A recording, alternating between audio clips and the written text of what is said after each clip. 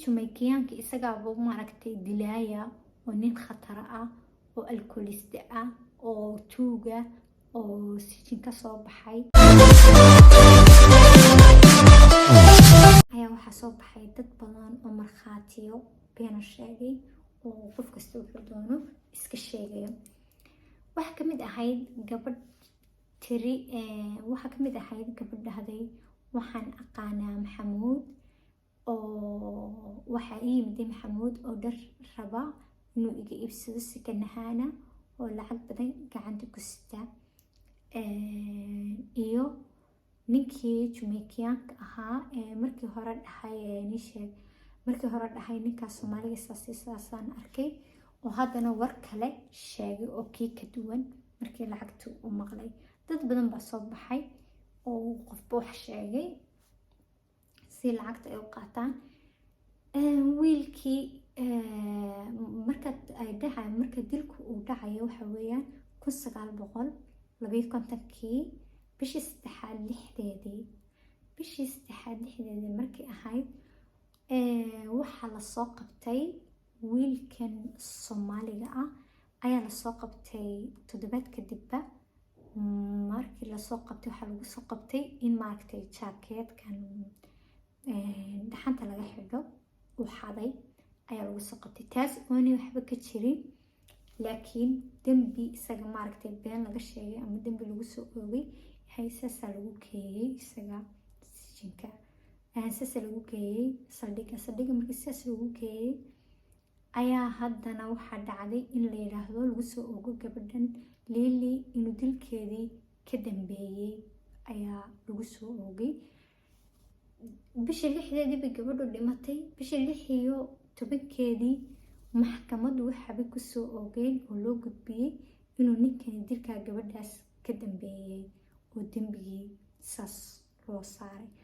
macno waxaa jiray gabadha yar oo sheegtay waxaa dhacday in maaragtay dadkii markii loo yeeray oo la dhahay ma ninkana qof farta ku fiiqo yiraahdo ninkan waa la waayay oo yiraahdo ninku dilay gabadha ninkii aan ku aragnay dukaankeeda horteeda ninkan uu ahaa waa la waayay.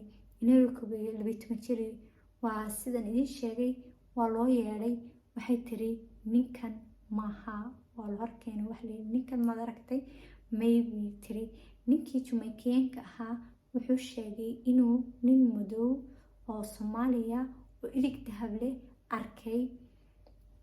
dadku ninkan ay sheegayaan waa nin dheer laakiin Maxamuud nin dheer maaha ilig dahabana ma laha koodhna wuu xidhnaa iyo koofiyad marka uu ka yimiday silmooga. waxaasoo dhan oo cadeyma labadii gabdhood ee dukaanka markii wax ka iibsanay ugu dambeeyay dadka waxay sheegeen inuu nin dheer ahaa sidii aan idin sheegay oona aanu ahayn ninkan. waxaasoo dhan oo markhaatiyaa way iska indha tireen. wiilkii waxa lagu soo oogayay dembigan inuu isagu geystay. tii yarayna waxay dhaheen qaangaadha maaha oo lama qorayo waxba iyada lagama qorayo. markii ay saas dhacday bishii 24 ayay keeneen maxkamadda. markii ay keeneen maxkamadda ayaa haddana waxay kiiskii dhan ku soo xireen ee dilka ahaa halkuu qofku iska difaaci lahaa.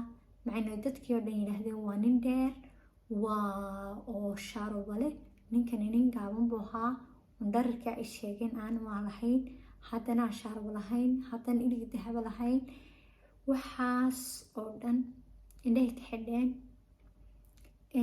waxay maaragtay bishii 7 ayay 24 ayaa maxkamadda la keenay. markii maxkamadda la keenay 3 cisho gudaheed ayay kusoo dhameeyeen kiiskii kusoo xidheen oo ay ku xukumeen dil 3 cisho kaliya. yacni waxay keeneen 24 27 maalintii ugu dambeysay maxkamadda ayuu ahaa oo waxba lagu xukumayba dil inuu gabadha ka dambeeyay oo la dildili doono isagana oo la dili doono. waxay dilkii ku fuliyeen bishii 9aad 3deedii ayay dilku fuliyeen Tion Ogeyn Laura xaaskiisii iyo familigiisii kale, ciyaalkiisii iyo dadkii kale.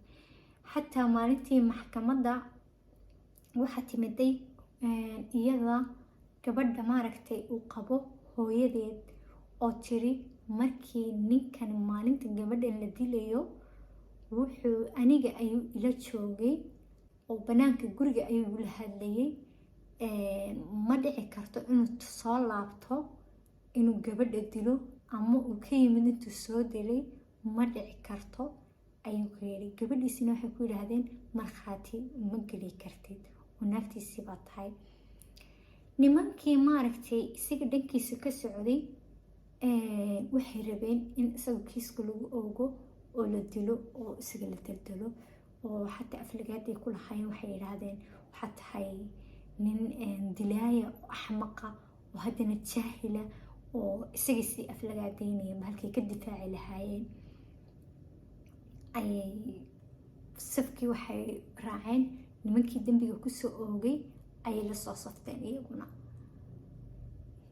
waa la dilay, tiyoon ogeyn ayaa la dilay bishii 9/3 ayaa la dilay tiyoon ogeyn. markii la dilay ee dilka lagu fuliyey ayaa waxaa dhacday inay maaragtay iyadana markasta waxay isku dayi jirtay inay soo celiso xuquuqdii ninkeeda oy dembi aanu gelin lagu oogay, ay xaqiisa usoo dhiciso, waxay doonto ha ku qaadato. ciyaalku markay tagaan madrasada ama banaankaba marayaan waxaa lagu dhihi jiray waa aabihiin waa ninka madow ee dilaaga ah ayaa idin dhalay, iyo cunsuriyad baa markasta lagu hayay. taas darteed oo xataa kii oo dhintay ciyaalkiisii waa la aflagaadeyn jiray, waxaa la dhihi jiray aabihiin waa dilaa, nin madow baa idin dhalay. waxaasoo dhibaato ah ayay kii oo ninkeedii dhintay haddana ciyaalkeedii iyo la kulmi jireen. markasta iyadu waxay isku dayi jirtay inay xaqoogii soo dhiciyaan. ciyaalkii markay waaweynaadeen iyaguna hooyadood bay garab istaageen oo waxay isku dayi jireen wiilashii inay xaqii aabahood maalinuun soo celiyaan. waxay wadaan la socdo oy maaragtay kiiskii kamay harin. 1990 ayaa waxaa dhacday in dib loo furo, loo magacaabo guddi maaragtay kiiskii dib u egta loo magacaabo. marka isaga wuxuu ka mid noqday dadkii kiisaskooga dib loo baaray, lagu dilay maaragtay dambi la-aanta lagu dilay, sabab la-aanta dadkii lagu dilay oo ka mid noqday, oo kiisaskooga dib loo furay ayuu ka mid noqday maxamuud. gabadhiisu markasta way doodi jirtay, wiilashiisu iyadoo markasta way doodi jireen. dadkaa markuu ka mid noqday ayaa haddana 6 sano kabacdi waxaa laga soo saaray qabriga, waxaa laga soo saaray, waxaa lagu duugay isaga jeelka dhexdiisa, waa laga soo baxshay, banaanka ayaa lagu aasay. markaa qofka iyaga maaragtay hadduu dil iyo wax kaysto yacni si xun bay u dilayaan, waxay ku aasaan jeelka gudihiisa. markaa way soo saareen, banaankay ku aaseen, meel banaan waa laga soo qaaday jeelkii 6 bilood kabacdi, 6 sano kabacdi markii guddida loo xil saaray waa lasoo saaray. waxaa la ogaaday inaanu dambi lahayn oo kiiska lagu qaaday qalad yahay.